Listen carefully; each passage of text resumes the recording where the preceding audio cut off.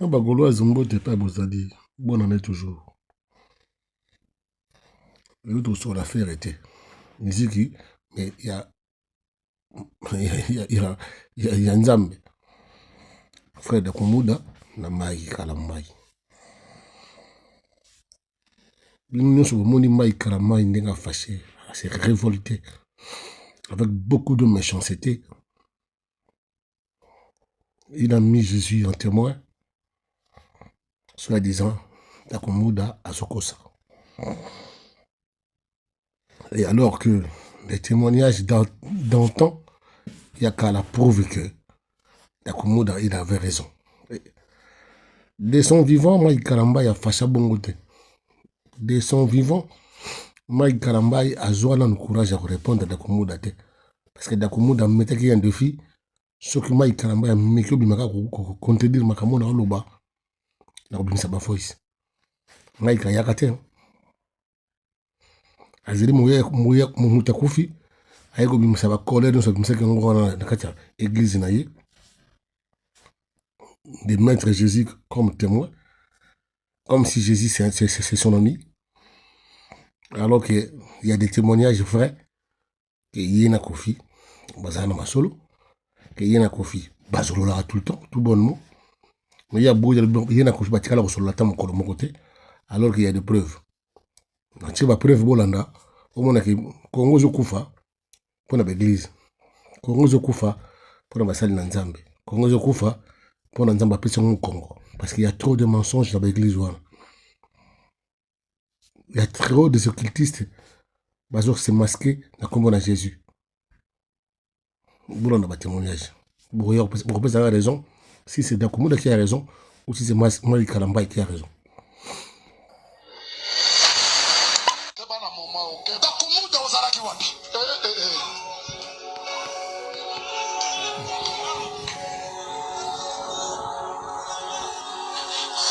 Je suis comme mal placé de parler pour quelqu'un qu'on n'a pas encore enterré. Paix à son âme. Mais il faut apprendre à dire la vérité. Je n'ai jamais rencontré Dakoumouda de toute ma vie. Je n'ai jamais parlé avec lui au téléphone.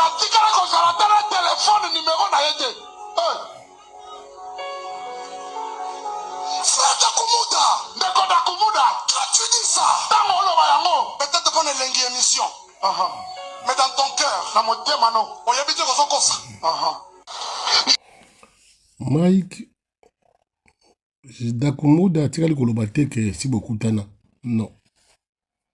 Dakoumouda, lui, juste pour cela, quand un téléphone. Et c'est Kofi qui a appelé Dakoumouda pour lui dire que Tozana Mike Awa n'a passé yoye, point barre. Aussi Kamakasi. C'est lui qui se sent piqué aussi, connaît l'affaire. Hein. Tu continues. Moi j'étais avec lui. La première fois d'attendre la voix de Kofi Olomide. Tout le bapolele. Première fois na yoka voix. Mais oui, ngaza témoin. Tozalaka na ye na quartier 7. Azo fouté na quartier 7 na Scotty, oncle John.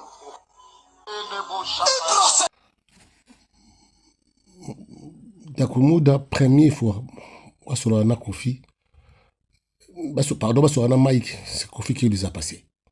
Qui l'a passé, pardon. Alors, il y a déjà. Témoignage, j'ai dit. Au bout de ce moment-là. Mike Karamba, il se fâche parce qu'il sent qu'il y a quelque chose qui s'est passé. Alors, c'est lui qui se sent piqué. Il connaît aussi l'affaire. Continuons. Il y a des témoignages qui vont se passer encore. Mike, il insiste toujours qu'Atigala au solo l'a jamais mon frère Dakoumouda. Alors que le voice et les images sont là. Mike, il s'est trompé d'adversaire. Continuons. La journée. Jusqu'à me passer Dakoumouda au téléphone. Ça s'est fait quand et quel jour? Na papa Kofi peut répondre du show papa. C'est Salamaki Olobi Kaka. Petit nanga imai. Kalamai to la to soit passé. Tele yamana kanda broche. Yamana ndere babosa.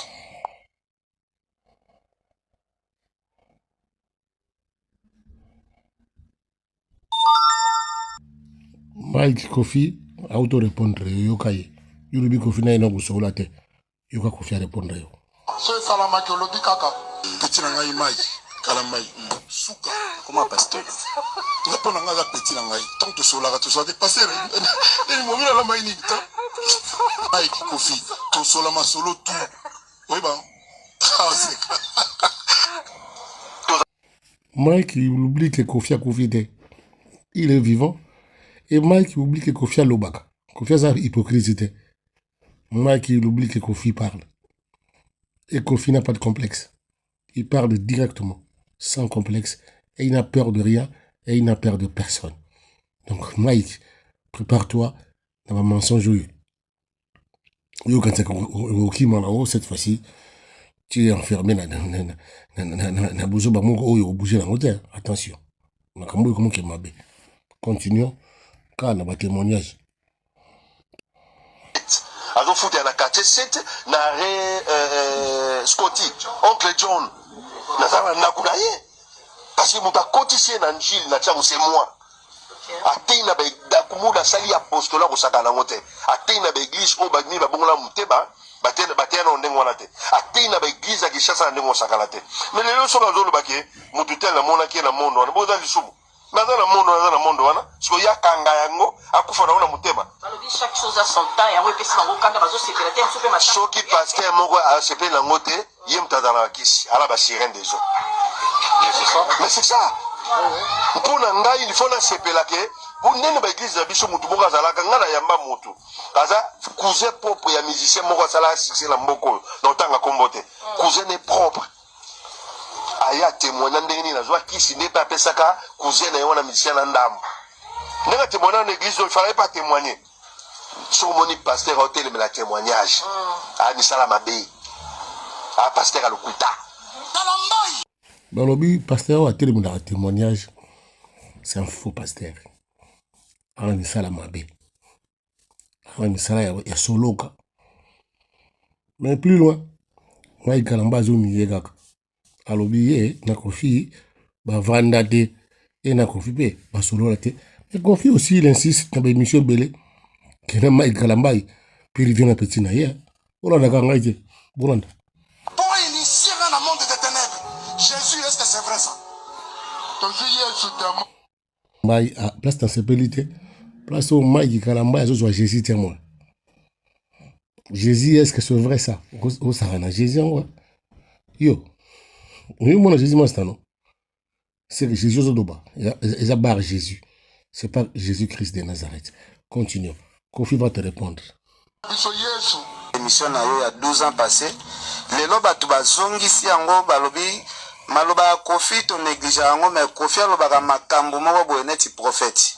Ba réaction maloba o lobaka 12 ans passé que bino na ba frère Mike bomona na ba quelque part bozandenge moko ba melaka pe ba whisky ba melaka masanga ba melaka ba bangi pena ya ba degré ya 0 ba melaka ba bombe makambo ana nyoso toye komona ngo lelo. je mets que ta chair est faible dans le bas qui n'a pas au dernier jour vous direz que je suis prophète dernier jour là vous quittez pas tout bas au balelo mais non là le batte moi rien ne m'étonne et nous que comme ça ils allient sur 100 bateaux ba serviteurs de Dieu peut-être 5 de bazaya vrai oui na pêche exemple joli d'être bon la motema Kofi alobi le mot très important au Hollande bien mis alobi na ba sali na Nzambe oyo ya Congo s'il y a de vrais ils ne sont que 5 les 95 là bazaba faux sur 100 les vrais ou c'est faux. Mais de mon côté, je réponds déjà que c'est vrai. Parce que quand nous regardons l'évolution de notre pays, le Congo, quand nous regardons la souffrance qu'il y a au Congo, c'est que Dieu n'insiste pas à toutes ces prières maudites que ces gens-là nous manipulent matin, midi, soir. Il nous prend en otage nos mamans, nos sœurs, surtout nos mamans et nos sœurs, chaque jour avec des jeûnes de prière, alors qu'après, il n'y a rien qui arrive d'un positif. Continuons. Le monsieur, il continue de témoigner. Ils ont été. Peut-être qu'à partir. Ça, c'est Dakumuda qui parle maintenant. Il parle de Mike Kalambay, mais avec beaucoup de méchanceté, avec beaucoup de colère. Pour animer que Mike a se retrouvé pas Kofi. Pour lui, déjà, il dit Kofi très bien. Bazani n'a moqué. Mais Mike aussi, quand on a Kofi n'a qu'à m'enflérir, c'est qu'il y a quelque chose qui passe. Il y a quelque chose qui clignotait. Il était en colère tout l'année. A changé. Ça pour nous conseiller celle ma non je dis parce que à ça ma be makasi ça lenga mabe na utaki na lifelo na moto na wana kufa na ko tali felo nzamba bimisinga na ba benga ko fa benga bina ngabi nende ozomo na tendeni na pena zali o teme o sadi na bitana bongisa ba mama na bongisa prédication mais le gars nanda ko na vite na oleka na ozata na oleka parce qu'il reste un frère voyez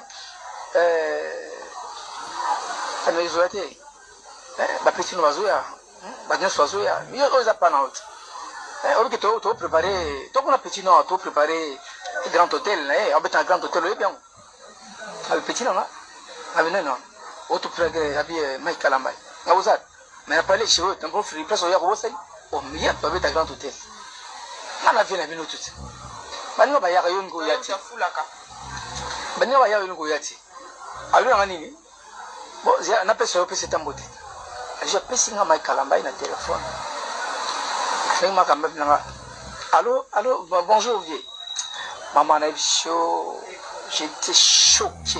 Le problème. Mais dans tout ce qui se passe, il y a des zobas, des gens corrompus, des gens manipulateurs dans le sens français. Ils manipulent les mots français pour faire croire aux gens qu'ils disent la vérité.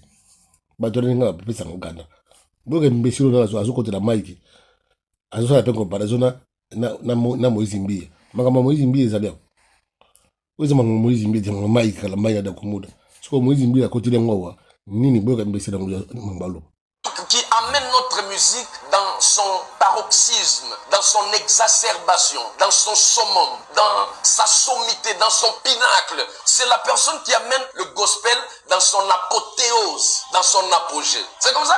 Quand on parle de Mike Kalambay, quand il y a même un petit défaut, les gens ne font que dramatiser. Quand vous prenez la carrière du pasteur Mike Kalambay et vous prenez la carrière du pasteur Moïse Mbie, vous ne pouvez pas les comparer. Il n'y a pas match. Le pasteur Mike Kalambay est beaucoup plus supérieur au pasteur Moïse Mbie. Et même le pasteur Moïse le sait. Et en termes de performance, vous ne pouvez pas les comparer. La concertée. Comparaison au Yomuto à Sali.